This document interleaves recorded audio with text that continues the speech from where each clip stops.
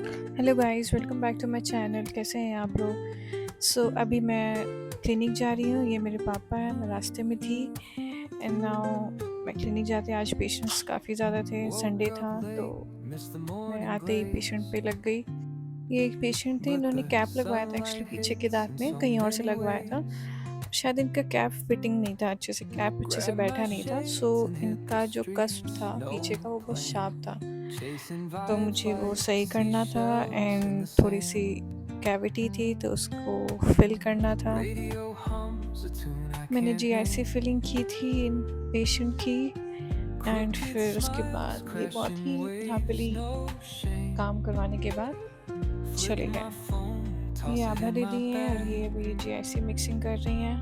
काफ़ी फटाफट इन्होंने मिक्सिंग कर दिया और उन्होंने मुझे दे दिया। और जैसे मिक्सिंग हो जाता है जीआईसी को तुरंत ही कैविटी में डालना रहता है, जहाँ पे भी आप फिल कर रहे उसको डालना रहता है, बिकॉज बहुत जल्दी ही सेट हो जाता है ये। मैंने इनकी कैविटी भरने के बाद फिर से मैंने चेक किया कि कहीं इनको ऊंचा या कहीं अनईजी सा तो नहीं लग रहा है, तो मैंने कई बार पूछा। थोड़ा थोड़ा इन्हें लग रहा था, इसके बाद मैंने उसको हैंड पीस से थोड़ा सा घिसा एंड जब ये कंफर्टेबल हो गए अपने कैप से और अपनी सारी प्रॉब्लम से एंड देन फिर वो चले गए। इन्हें मैं बार बार बोल रही थी कि आप एक बार स्पिट करिए, कुल्ला करिए, सो दैट चेक हो जाए कि आपको कोई प्रॉब्लम तो नहीं है। फिर एक पेशेंट आए थे जिनका आरपीटी था, उनका कैनाइन बहुत छोटा हो गया था, तो फिर मैं कोल्ड क्योर से उनका नया दांत बना रही थी।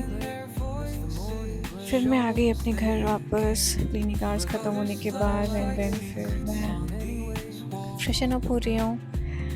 मैं अपना फेस वॉश करने के बाद I will be using my toner and later my moisturiser. बारिश के मौसम की वजह से मेरे घर में एक फ्रॉग आ गया। मैंने फाइनली अपना ट्राइपॉड स्टैंड और रिंग लाइट मंगा लिया है और ये आ गया है guys. I am so happy. ये मैंने सेट वेट कर लिया सब कुछ, एवरीथिंग डिजिटेक का मंगाया है। सब कुछ सेट वेट करने के बाद मैं चेक कर रही हूँ इसे।